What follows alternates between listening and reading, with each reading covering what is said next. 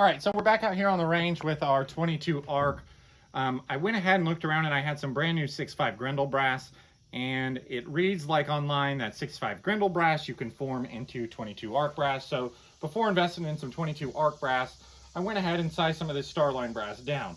Now, it seems to function at least in the house or in my reloading room, so we loaded up the same charges we loaded with the last video, but now we should be able to feed, eject, extract, and all that stuff. So we just loaded up 10 of these. It's basically a function test to make sure that this is going to function, and we're still going to shoot well. Now, the barrel is cold, but it's not clean, right? I didn't clean it or anything like that. The last video was such a mystery to me that I didn't fool with any of that. So we just have 10 rounds loaded up here.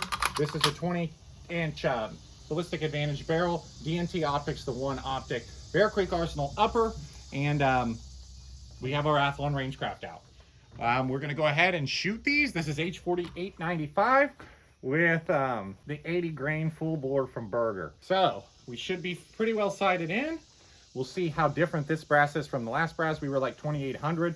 We may be a little different for velocity because we should have more case capacity here, but we will see. Let's see how they function and shoot.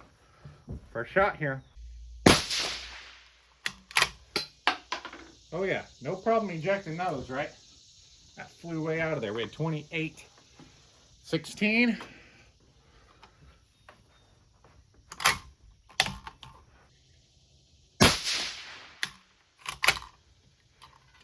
Now I blocked that one on my own because I don't want to shoot it across the room.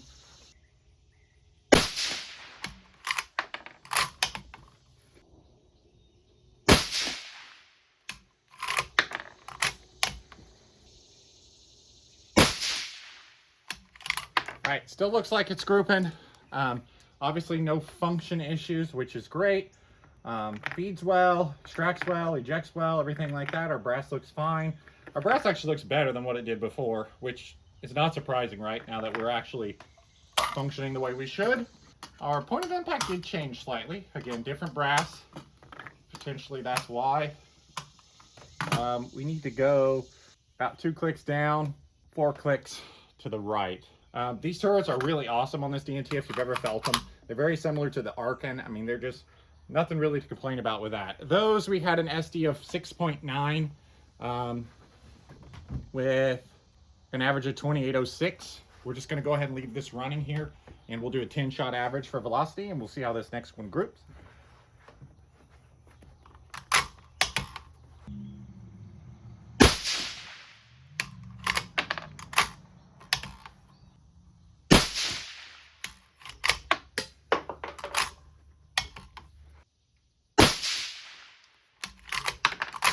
That one did not group with those rest of them, did it? Kind of double grouped them there, didn't we?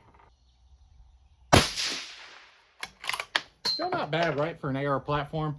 And the main thing I wanted to know is, you know, are we going to have proper function with this? Because that was a huge problem that I ran into before. We are still fireforming this brass, right? So we don't expect super consistency.